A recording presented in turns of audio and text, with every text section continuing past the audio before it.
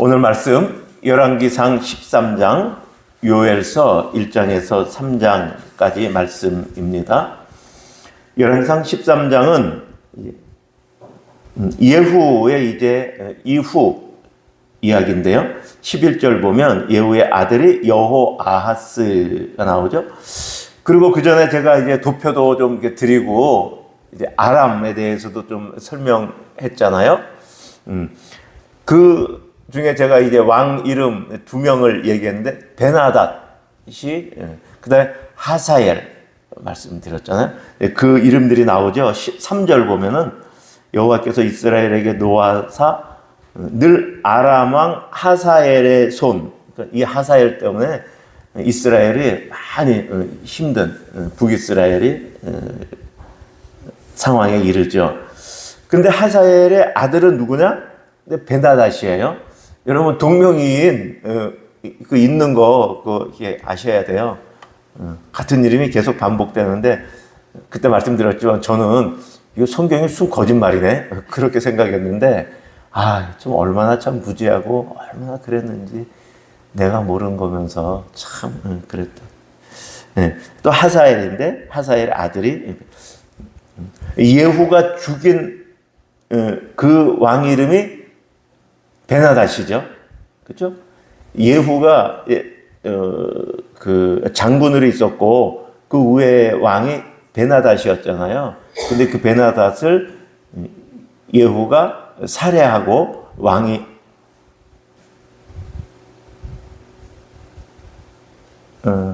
제가 지금 말을 잘못하고 있죠.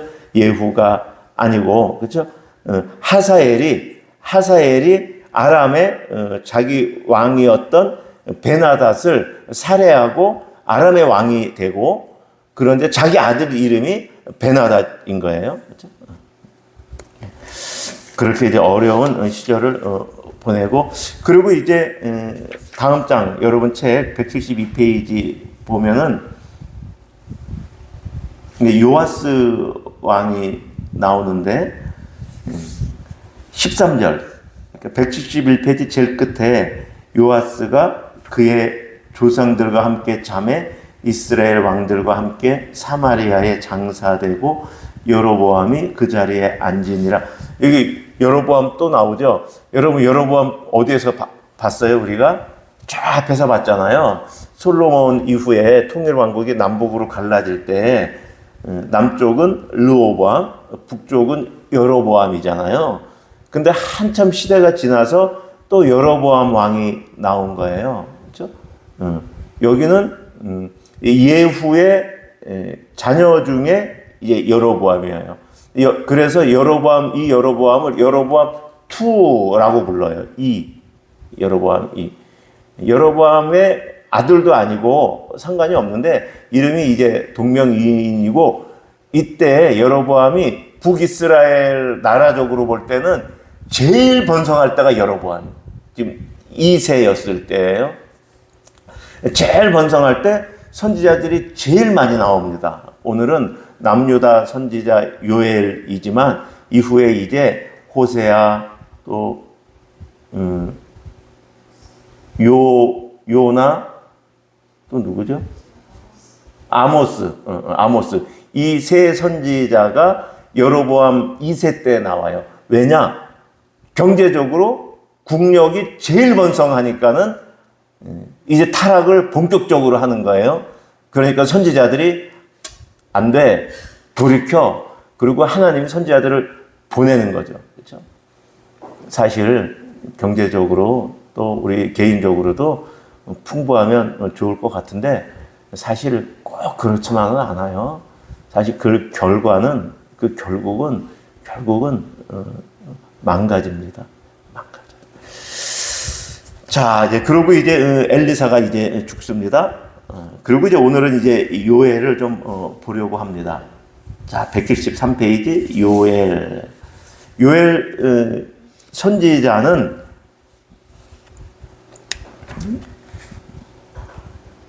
요엘 선지서 우리 이 요엘 선지서는 우리가 구절구절은 잘 아는 구절이 있는데 여호와의 날이 가까이 왔다 하는 거하고 또 여러분 어떤 거 기억하세요?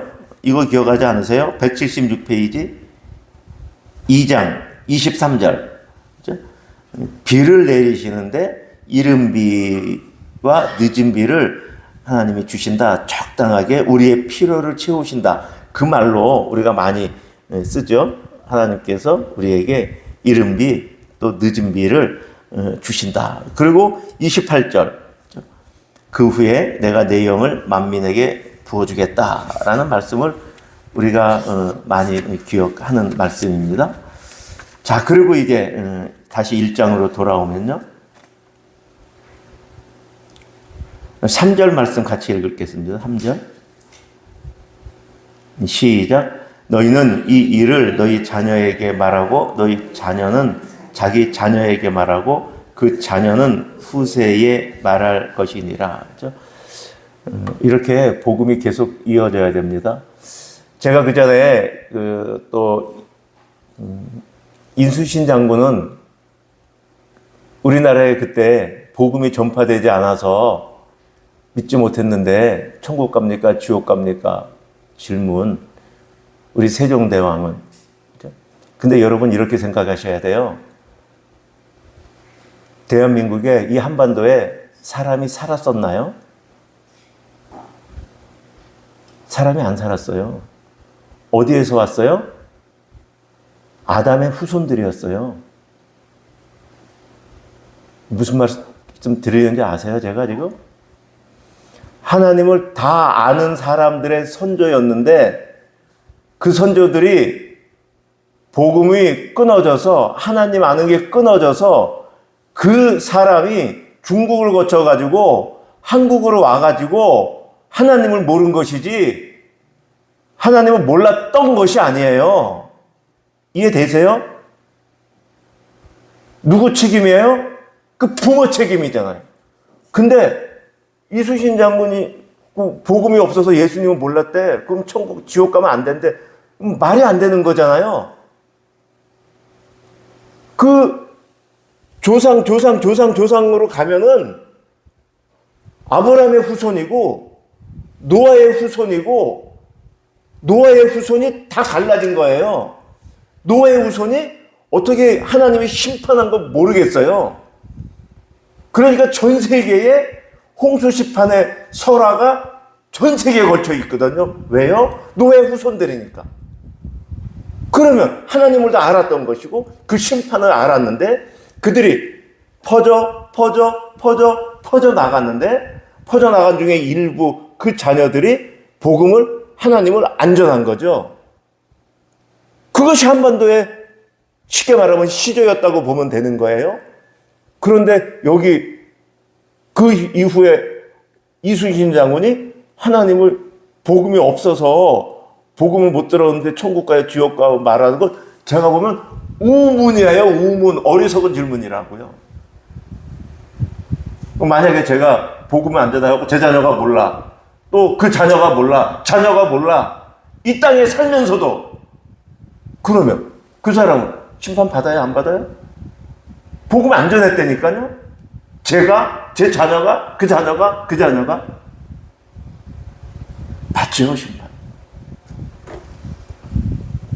이해되셔요? 네. 이순신 장군, 세종대왕 이야기, 우리 선조들 이야기.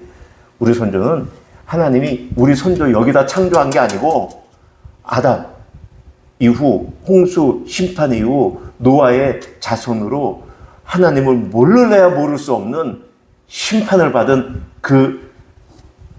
그리고 노아 방주로 그 구원을 경험한 그 자들이었어요. 그 자들의 후손이 우리지 우리는 어디 하늘에서 떨어진 자손이 아니에요. 그걸 명확히 좀 인식했으면 좋겠어요.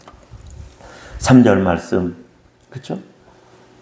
너희는 이 일은 뭐냐면 지금 이때 재앙이 온 거예요. 재앙이. 그러니까 농사가 다 망치고 어마어마한 재앙이 왔어요. 어느 정도까지 표현하고 있냐면 4절. 팥중이가, 메뚜기가, 느치가, 황충이. 이거는 메뚜기의 성장 단계가 4단계가 있는데 그 4단계로 분리하면 이렇게 불러요. 이름을. 우리 올챙이 다음에 개구리잖아요. 올챙이 다음에 개구리. 그런데 제일 밑에가 느치. 그 다음에 뭐 황충. 그 다음에 팥중이, 메뚜기. 이렇게 이제 다 크면 메뚜기. 그렇게 불러요. 근데 이 말은 무슨 얘기냐면, 그러니까 뭐 곡식이 남은 게 아무것도 없고 그냥 싹쓸이했다. 그냥 쉽게 그렇게 보시면 돼요. 그렇게 재앙을 당했다. 그렇게. 자, 그렇게 재앙이 당한 이유가 지금 이제 뭐냐가 중요하죠. 1장 15절에 보면 15절 다음 페이지 슬프다 그날이요 여호와의 날이 가까이 왔다. 그러니까 이것이 그냥 그렇게 된 것이 아니라 하나님의 심판이다라는 신호, 하나님의 심판의 신호다. 그렇게 이해하면 되겠습니다. 1장. 근데 이게 참 또 어려워요. 모든 성도들의 가정의 그 문제들, 다 심판이다. 1대1로 직결지어서 말하기가 사실은 두려워요. 변수가 그거 하나만 있는 게 아니고 또 여러 개가 있으니까 두려운데, 지금 오늘 본문은 지금 고난당하고 있는 또 그 상황이 하나님의 심판이다의 신호다라고 말하고 있는 것이죠. 그러면서 2장에 와서는 그러니까 회개해라 라고 말씀한 거예요. 어떻게 회개하라 그래요? 제사가 문제가 아니다. 옷을 찢지 말라. 마음을 찢어라 라고 말하는 것이죠. 그런데 저렇게 재앙, 경제적인 농사의 심판이 어떻게 오는가요? 이제 2장 2절 같이 읽을까요? 시작. 곧 어둡고 캄캄한 날이요 짙은 구름이 덮인 날이라 새벽빛이 산꼭대기에 덮인 것과 같으니 이는 많고 강한 백성이 이르렀다. 그러니까는 이제 아람으로부터 또 이제 아수르로부터 이제 심판받고 멸망받을 것을 지금 예언이 돼 있는 거예요. 지금 예언이 되어 있는 거예요. 그래서 이제 돌이켜라 라고 말씀하는 것이죠. 그리고 이들을 심판할 그 아람 또 아수르는 어느 정도인지 뭐 그 표현들이 지금 계속 나오고 있죠. 3절도 불이 그들의 앞을 사르며 불꽃이 그들의 뒤를 태우며 그렇게 오는 거고, 6절도 보세요. 7절도 6절 그 앞에서 백성들이 질리고 무리들이 낯빛이 하얘져요. 여러분이 그 광경 생각을 해보세요. 그 정도로 어마어마한 이제 심판이 임할 것이다. 7절 그들이 용사같이 달리고 무사같이 성읍을 기어오르고 각기 자기 길로 나아가는 어마어마한 군사들이 지금 와서 심판을 받을 것이다 라고 말합니다. 근데 그날이 뭐냐? 11절 또 나오죠. 여호와의 날, 크고 두려운 여호와의 날 누가 능히 당하겠느냐 말하는. 그래서 어떻게 해요? 심판이 목적이 아니라 돌이켜라. 12절 시작.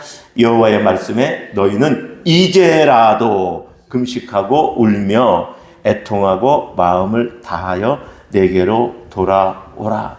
심판의 목적이 아니고 돌이키게 하려는 게 목적이거든요. 돌이키게 하려는. 여러분 그 자녀들 우리 뭐 다 키웠잖아요.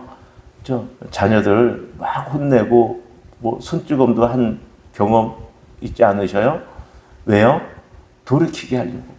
그러면 안 되기 때문에. 여러분 이런 얘기를 제가 드렸나요? 여러분의 그 부모의 심성이 왜 있는지 아세요? 왜 자녀가 돌이키도록 여러분이 손찌검 하셨는지 아세요? 왜?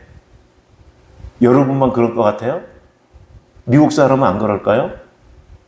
북한 사람은 안 그럴까요? 김정은은 안 그럴까요? 천년 전 사람은 안 그럴까요? 똑같아요. 왜요? 하나님이 그렇게 심성을 심어 놓으신 거예요. 부모한테. 왜요? 근데 왜요? 그 유비로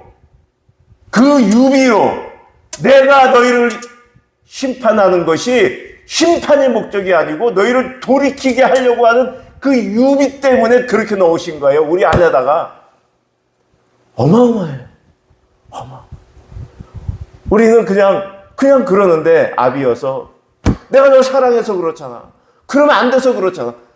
부모는 다 그래요. 부모가 다 그런 게 아니라 하나님이 창조할 때 사람 안에 그 심성을 넣어서 하나님이 사람을 얼마나 사랑하는지, 하나님이 성경에 십분하신다는 말이 무슨 말인지 깨닫게 하시려고 그 유비가 없으면 우리가 몰라요. 우리가 자녀할 때 때릴 때 내가 그걸 그 유비가 없으면, 그 비유가 되는 게 없으면 우리가 하나님의 이 말을 무슨 말인지 깨닫지 못한다. 이 유비를 우리한테. 참 하나님 어마어마하시죠? 어마어마하시죠. 그래서 13절 너무 은혜되는 말씀이죠. 같이 읽을까요? 너희는 옷을 찢지 말고 마음을 찢고 너희 하나님 여호와께로 돌아올지어다. 그렇죠? 네, 하나님 원하시는 건 이것이죠. 자, 그렇게 하면은 다음 페이지 176페이지 18절 시작. 그때에 여호와께서 자기의 땅을 극진히 사랑하시어 그의 백성을 불쌍히 여기실 것이다. 19절 내가 너희에게 곡식과 새 포도주 기름을 줄 것이야. 너희가 이로 말미암아 흡족할 거야.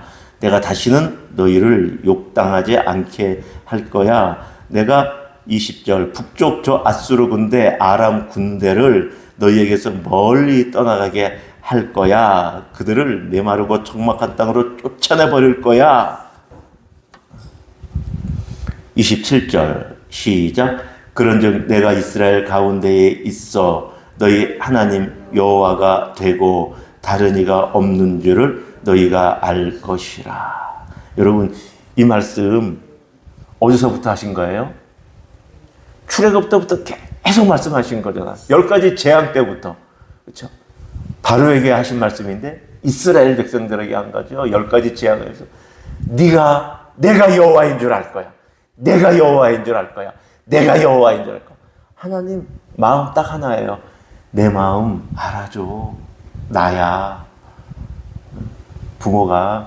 자녀가 부모 마음 알아주는 거 밖에 사실 자녀 형편이 그래 네가 내 마음만 알면 되지.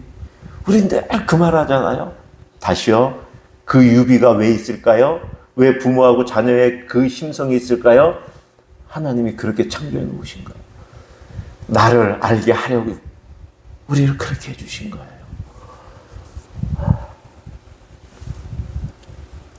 그리고 이제 28절 같이 시작. 그 후에 내가 내 영을 만민에게 부어주리니 너희 자녀들이 장래의 일을 말할 것이며 너희 늙은이는 꿈을 꾸며 너희 젊은이는 이상을 볼 것이며. 오는 주일이 이제 오순절입니다. 한국교회적으로는 성령 강림절로 지내요. 많은 교회들이 성탄절, 부활절, 추수감사절은 지내는데 성령 강림절을 안 지내서 참 섭섭해요. 왜냐하면 우리를 구원하기 위해서 오셨잖아요. 성자 하나님이.